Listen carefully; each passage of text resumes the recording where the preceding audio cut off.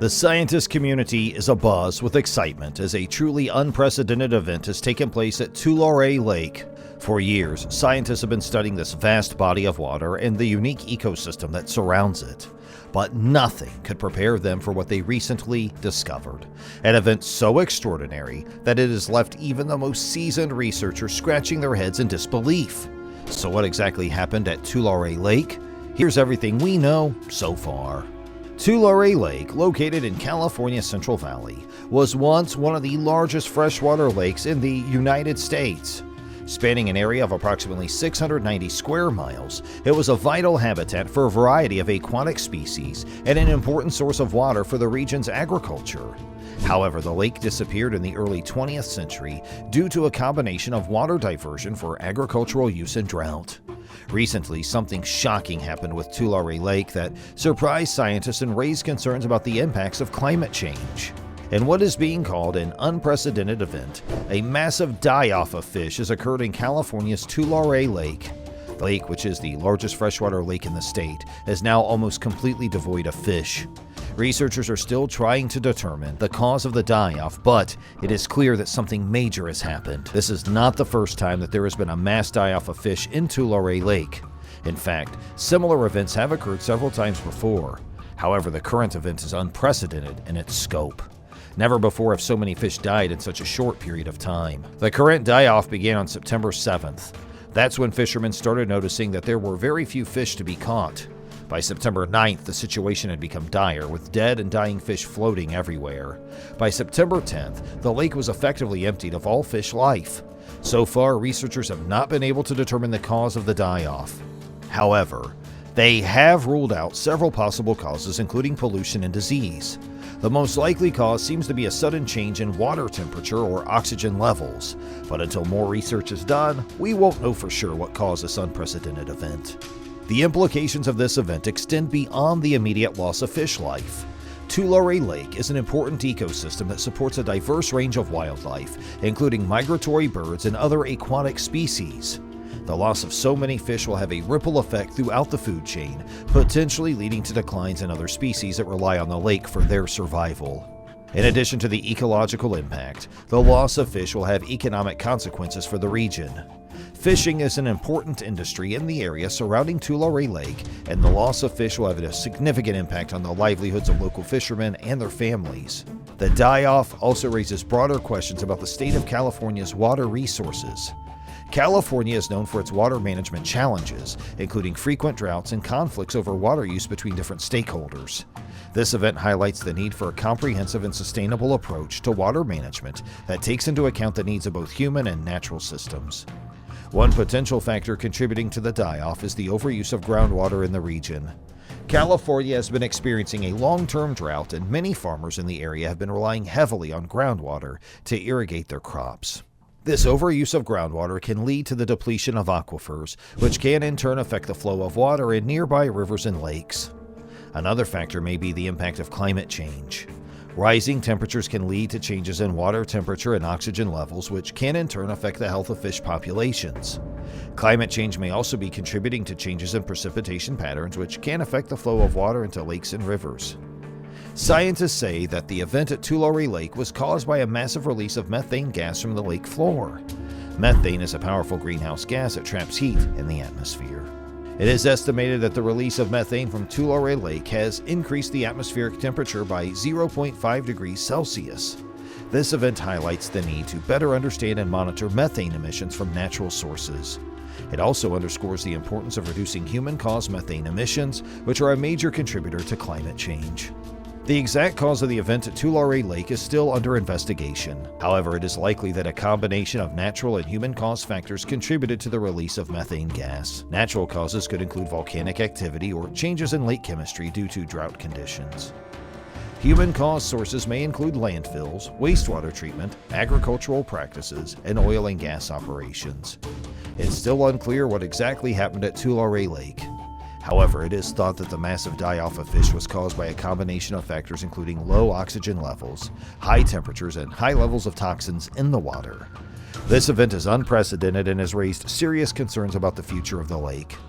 It is feared that this event could be a sign of things to come, as climate change and other environmental problems continue to threaten the health of our planet's waters.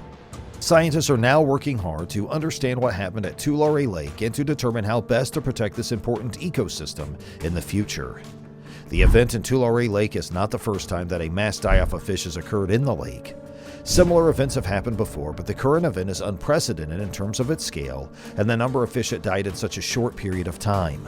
The implications of this event are significant, as Tulare Lake is an important ecosystem that supports a diverse range of wildlife, including migratory birds and other aquatic species. The loss of so many fish will have a ripple effect throughout the food chain, potentially leading to declines in other species that rely on the lake for their survival. This event highlights the need for ongoing research and monitoring of California's water resources. California is facing significant challenges related to water management, including frequent droughts and conflicts over water use. The event in Tulare Lake serves as a reminder of the importance of sustainable water management practices and the need to address underlying social and economic factors that contribute to water management challenges. The impact of this event on the ecosystem of Tulare Lake cannot be overstated. The lake is an important habitat for a variety of fish, birds, and other wildlife.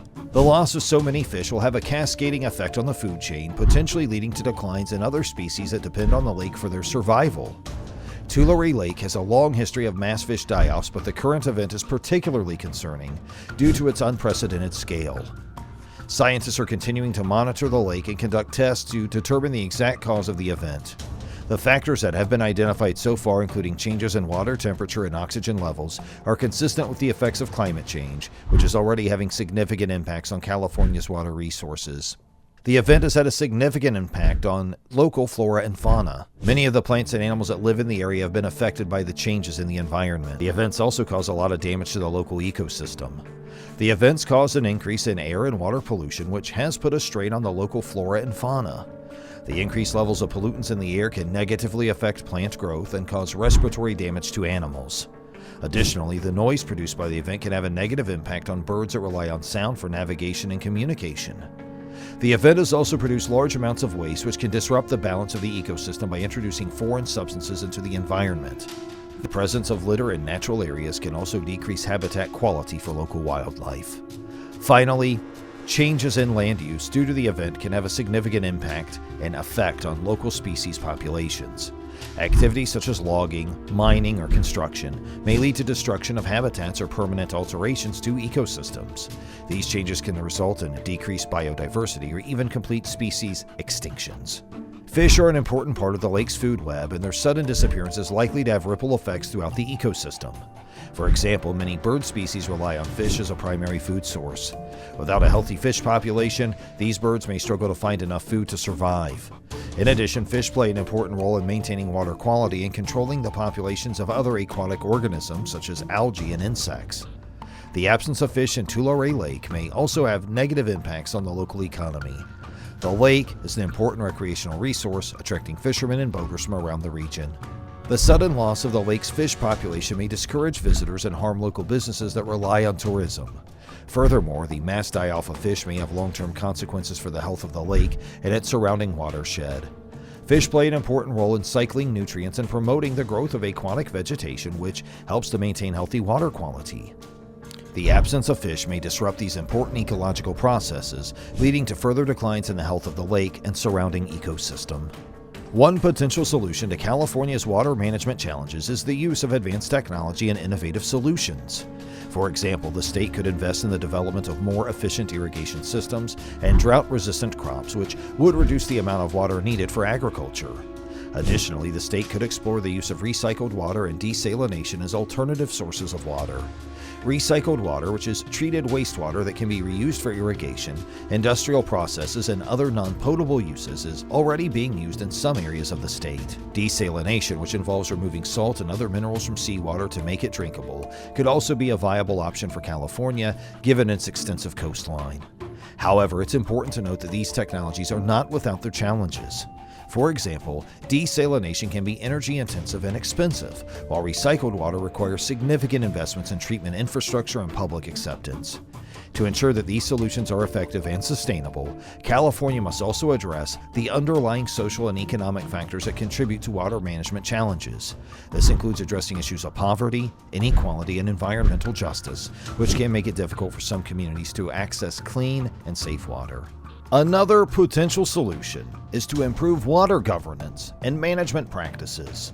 This involves better management of existing water resources, such as increased monitoring and regulation of groundwater use, as well as greater transparency and accountability in water management decision-making. Effective water governance can also involve partnerships between government agencies, local communities, and private sector organizations to ensure that water resources are managed sustainably and equitably. In addition, California must work to build public awareness and support for sustainable water management practices. This includes educating the public about the importance of water conservation and efficiency and promoting public engagement in the policy-making process. For example, simple actions such as fixing leaky faucets, taking shorter showers, and using water-efficient appliances can help reduce water consumption significantly. Finally, California could explore the potential of nature-based solutions to address its water management challenges. This involves using natural systems, such as wetlands and forests, to improve water quality and availability. Nature-based solutions can provide a range of benefits, including improved water filtration, flood control, and increased biodiversity. These solutions can also help to address climate change and other environmental challenges, which can have significant impacts on water resources. Overall, addressing California's water management challenges requires a comprehensive and sustainable approach that balances economic, environmental, and social considerations. By investing in innovative technologies, promoting public engagement, and addressing issues of equity and justice, California can ensure that its water resources are managed in a way that supports the state's long-term goals and the well-being of all Californians. We hope that you found this video informative and thought-provoking. Don't forget to like, share, and subscribe to our channel for more content like this. And thank you again for tuning in, and we'll see you in the next video.